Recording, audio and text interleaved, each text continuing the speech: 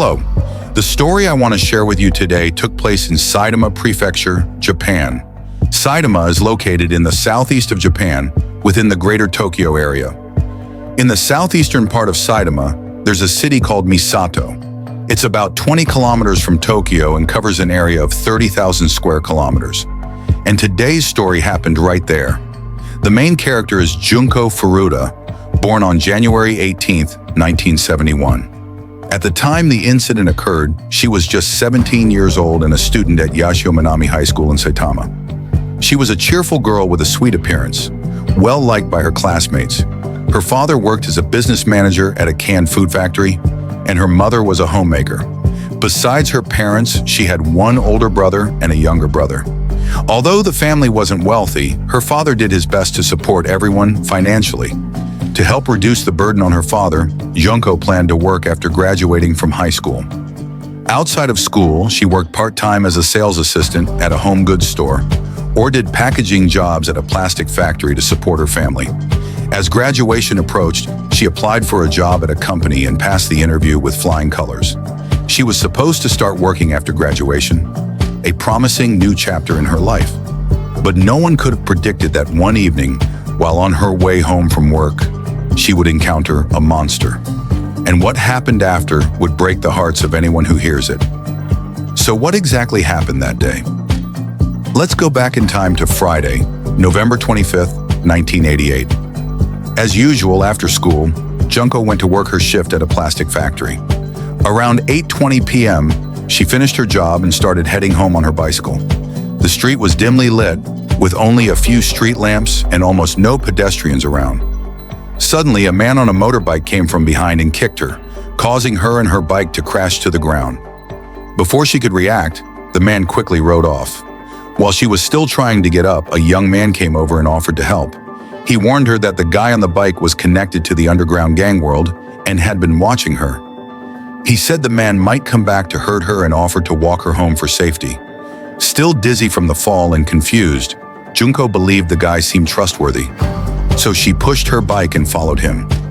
After walking for a while and reaching a quiet, isolated area, the young man suddenly admitted that he too was part of a local gang, and that the man on the motorbike was actually his accomplice.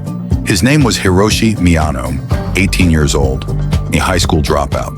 He then threatened her, "If you agree to spend the night with me, I'll let you go. If not, you'll die." Out of fear for her life, Junko agreed. At 9:50 p.m., Hiroshi brought her to a nearby hotel and assaulted her. But he didn't let her go afterward. Instead, he came up with an even more horrifying plan. He called 3 of his gang friends and told them to meet at a park.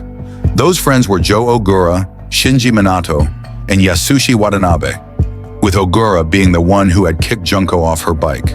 By 3 a.m., the 3 guys were already waiting in a car at the park. Not long after, Hiroshi brought Junko to meet them. They searched her bag and found a diary with her home address inside. They then threatened her, saying if she tried to run away, they would go to her house and kill her whole family. Junko was terrified. She believed they might really do it, so she didn't resist. After discussing among themselves, they decided to take her to Shinji's house, located in the Ayase area of Adachi Ward, Tokyo. It was a 2-story house with a utility pole outside, and Shinji often snuck his friends into his second-floor room using that pole. Shinji's family had 4 members, his parents and an older brother. The parents lived downstairs and Shinji and his brother stayed on the upper floor. Early that morning, the 4 men took Junko to Shinji's room and locked her up. At the time, Shinji's father was away on a trip, so only his mother and brother were at home. At first, they were worried Junko might make trouble, so they treated her kindly. Junko, still hoping they'd eventually let her go, didn't try to escape. Later, Hiroshi feared that Junko's parents might call the police since she hadn't come home. He forced her to call home and say she was staying at a friend's house to clear her mind and asked them not to worry. Hearing nothing unusual in her voice, her parents believed her and didn't report anything to the police. On November 28th, 3 days later, the 4 boys got bored and wanted to have more fun, so they invited 2 more friends to join them. Because of all the noise upstairs, Shinji's father, who had just returned from his trip, became curious. When he asked about the noise, Shinji told him that Junko was his new girlfriend and asked not to be disturbed. After that, all 6 of them took turns assaulting Junko. She was so scared she didn't fight back, which made the group feel even more satisfied. In the following days, Junko was repeatedly abused and tortured. One day, Shinji's mother came upstairs to clean and saw Junko there. She had known her son brought a girl over, but she didn't expect the girl was still there after so many days. She told Junko to go home, but a few days later, she still saw Junko upstairs, so she told her to leave again. After that, she stopped questioning anything and left her son alone. By this time, it was already December and the weather was freezing. The group kept gathering at Shinji's house for fun. They even forced Junko to dance naked to music, and sometimes made her stand naked on the second-floor balcony. She eventually passed out from the cold. During the following days, Junko was constantly forced to endure cruel and unreasonable demands. She couldn't even describe how terrible they were. They made her obey everything to prevent her parents from calling the police. Hiroshi occasionally told her to call home to reassure her parents and avoid raising suspicion. Seeing how obedient she was, they became even more aggressive and cruel. Whenever someone got tired, one of the four would stay behind to take care of Junko, while the others went out to get food. Then they would return and continue tormenting her. Hiroshi even brought out a camera to record what they did to her and forced her to watch it afterward. One day, Hiroshi lied and told her that her father had died suddenly in a car accident. Seeing her sadness, he laughed and said it was just a joke. The group kept using cruel words like that to torment her emotionally. During that time, one of the members wanted to let her go, but the others found out and threatened him. Then they all continued their abuse as if nothing had happened. Eventually, Junko couldn't take it anymore and cried for help. Shinji's parents, who lived downstairs, heard the noise but didn't intervene because they were scared of the group. On December 7th, 1988, the 13th day of her captivity, 6 of the men had stayed up late and were sleeping deeply. After enduring so much physical and mental suffering, Junko found a brief moment to put on some clothes, went downstairs and tried to call the police. But before she could fully explain what had happened, Hiroshi caught her. Furious, he hung up the phone and dragged her back upstairs. Then he called the operator and claimed it was just a prank by some friends. After that, he went back upstairs, poured gasoline on her legs, and set her on fire as punishment. Her legs were severely burned and she could no longer walk. The others saw what he did and followed his lead, burning other parts of her body. Her wounds began to fester and smell because she didn't get any medical treatment. Shinji's parents realized something was very wrong in the house, but they turned a blind eye out of fear. Even Shinji's older brother, who lived on the second floor, knew what was happening but didn't dare report it to the police. He only occasionally gave her milk, bread, or other food. Because of the burns on many parts of her body, Junko couldn't walk. She had to lie on the floor and relieve herself right where she lay. The group treated the room as their hangout spot, and her condition disgusted them. At one point, they even forced her to eat her own feces. Gradually, they gave her less and less food, sometimes only a carton of milk and a few pieces of bread a day, and sometimes nothing at all. Hiroshi even beat her just for urinating on the floor and dirtying his feet. They constantly beat her face until it became swollen and disfigured, which they found entertaining. At that point, Junko was already dying. To them, she was nothing more than a toy to satisfy their desires. But now she was dirty, smelly, and no longer able to please them. Still, they didn't want to let her go because they were afraid of being caught by the police. Then they came up with an even more evil plan. On the 41st day of her captivity, at 6:30 a.m., Hiroshi came to Shinji's house, furious. He had lost over 100,000 yen gambling the night before and was in a bad mood.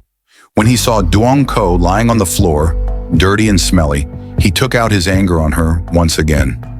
At that point, her consciousness was fading and she could barely make any sound. Her feet had rotted and could no longer move, so her body was completely vulnerable. Still not satisfied, Hiroshi found a round weight with a 1.7 kilogram metal rod attached to it. Together, they used that weight to repeatedly strike her stomach for 2 whole hours. On the morning of January 5th, they discovered that Junko had passed away. They had already prepared themselves for this possibility. Hiroshi went to a truck from his former workplace and stole some yellow sand, cement, and bricks from a nearby construction supply store. He also took a metal drum from a construction site, The drum measured 60 centimeters in diameter and 90 centimeters in height. First, they wrapped her body in a blanket and placed it inside a suitcase. Then, they drove to an empty lot and transferred her body into the metal drum. Hidoshi, who was very superstitious, feared that Junko's spirit might return to haunt him. To appease her, he placed a videotape of her favorite Japanese TV drama, Tanbo, Dragonfly, inside the drum with her. During her captivity, Junko had often talked about how much she loved that show. The group then mixed the cement and filled the drum with it, sealing it shut with duct tape. At 8 p.m., they drove toward Tokyo Bay with the intention of dumping the drum into the sea. However, due to traffic and fear of being stopped by the police, they changed their plan. Instead, they went to a coastal park near Kasai, by Tokyo Bay, and dumped the drum on a patch of grass by the roadside. To destroy evidence, they thoroughly cleaned the vehicle and returned to Shinji's house, where they destroyed all of Junko's remaining belongings. On March 29, 1989, 98 days after Junko's death, Hiroshi and Ogura were arrested by police for sexually assaulting another girl. At first, they thought the police had found Junko's body and began revealing some details. Later, they realized their arrest was unrelated. Eventually, both confessed to their crimes and were held in a juvenile detention center in Narima, Tokyo. Based on their testimonies, police grew suspicious that they were involved in other serious crimes. They searched both of their homes.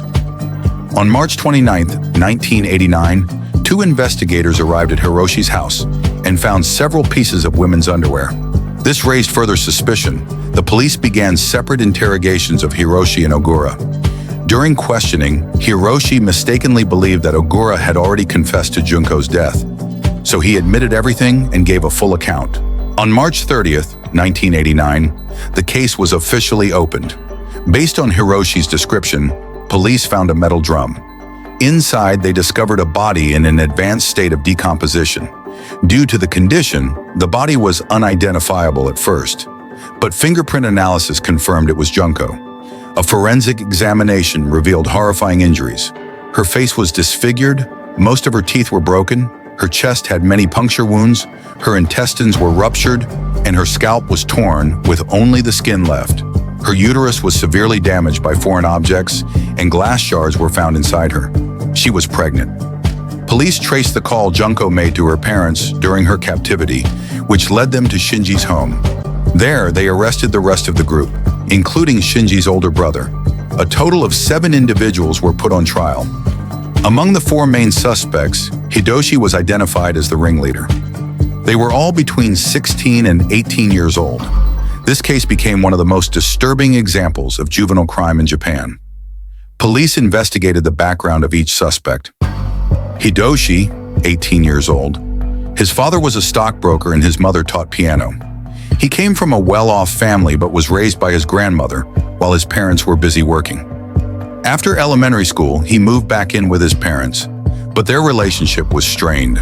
To make up for the lack of affection, his parents spoiled him materially and financially. He studied judo in high school and used his skills to bully classmates. He dropped out in March of 1988 and fell in with a bad crowd. His parents tried to make him work at a construction material company, but he refused and even assaulted his mother. His father kicked him out of the house. He then formed a youth gang called the Violent Youth Association, extorting and robbing others. Joe Ogura, 17 years old. He was Hiroshi's follower. His father was a truck driver. His mother worked at a hotel. His parents divorced when he was in middle school. After that, he lived with his mother. He met Hiroshi in high school, dropped out, and joined the gang. Shinji Minato, 16 years old. His father was a hospital administrator and his mother a nurse. His parents often argued, and his father took out his anger on Shinji and his older brother. Growing up in this environment made Shinji short-tempered and violent. When someone stole his brother's motorcycle, Shinji asked Hiroshi for help. They became close friends. To avoid being beaten by his father, Shinji often invited the gang over. His father disliked the group but was too afraid to intervene. Eventually, his father gave up, and his mother became helpless as well. Yasushi Watanabe, 17 years old. His parents divorced when he was young. He lived with his mother and sister. His mother worked at a beauty salon and was often busy. Hiroshi dated Yasushi's sister, which led to their connection. After Junko was confirmed dead, her family held a funeral. One of her classmates wrote in a farewell letter, "I never thought we'd meet again like this. You must have gone through so much. We will never forget you. The principal gave you your diploma. We all graduated together. Everyone will always be by your side. I hope you no longer suffer. Please rest in peace." Usually, juvenile crimes in Japan are handled by the family court, but due to the severity of this case, it was transferred to the Tokyo District Court. The prosecution charged the four main suspects with unlawful confinement, murder, and corpse abandonment. On July 31, 1989, the trial officially began. The prosecution argued that even though the suspects were minors, their crimes were so heinous that they should be judged as adults. This was one of the worst crimes in Japan's history. Senseless, brutal, and inhumane. Junko endured unimaginable suffering. While all four suspects confessed in court, their defense argued they never intended to kill her. They only continued the abuse. On May 21, 1990, after 10 months of trial, the verdicts were issued. Hidoshi was sentenced to 17 years in prison.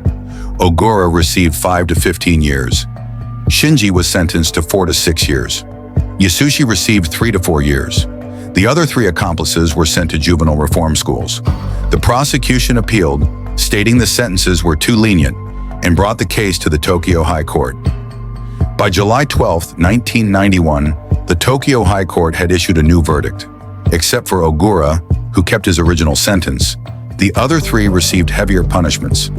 Hiroshi was sentenced to 25 years in prison. Shinji received a sentence of 5 to 9 years. Yasushi was sentenced to 5 to 7 years. However, prosecutors were still not satisfied with these rulings. The Tokyo High Court explained that, under Japanese law at the time, all the perpetrators were minors, so they were eligible for lighter sentences. After the verdict, the parents of the 4 minors expressed their hope that they and their children could kneel down and apologize to Junko's family, asking for a chance at rehabilitation. But the request was denied. Under a civil court order, Hiroshi's mother sold their house to pay 50 million yen, about 8.2 billion Vietnamese dong today, in compensation to Junko's family. Through a lawyer, Ogura's father deposited most of his income into a bank account managed by that lawyer. Shinji's parents were aware of what happened but were not charged. Junko's family was unhappy about that, so they filed a civil lawsuit against Shinji's parents, and they were also ordered to pay compensation. In 1995, Yasushi was released from prison. While in prison, he was frequently bullied, which caused him to develop a fear of people. After being released, he became reclusive and stayed home most of the time. In 1997, Shinji was released and moved out of Misato City with his family, but he couldn't find a job. In August 2018, he was arrested again for assault and sentenced to 18 months in prison. In 1999, Ogura was released. After getting out, he changed his name to Joka Masaku and quickly got married. But by 2003, he was arrested again for another crime and sentenced to 4 years. In 2009, Hiroshi was released on parole and changed his name to Yokozama Hiroshi. However, in 2013, he was arrested again for fraud. This case is considered one of the most horrifying juvenile crimes in Japan's history. The 4 criminals committed their crime while still underage.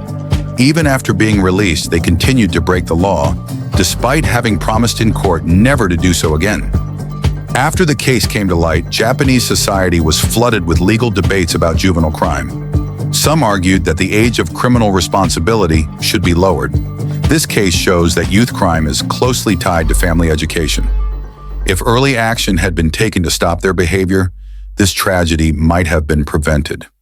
Although decades have passed, this case remains one of the most disturbing and haunting in Japan's criminal history. That's the end of today's video. See you again in the next one. Goodbye.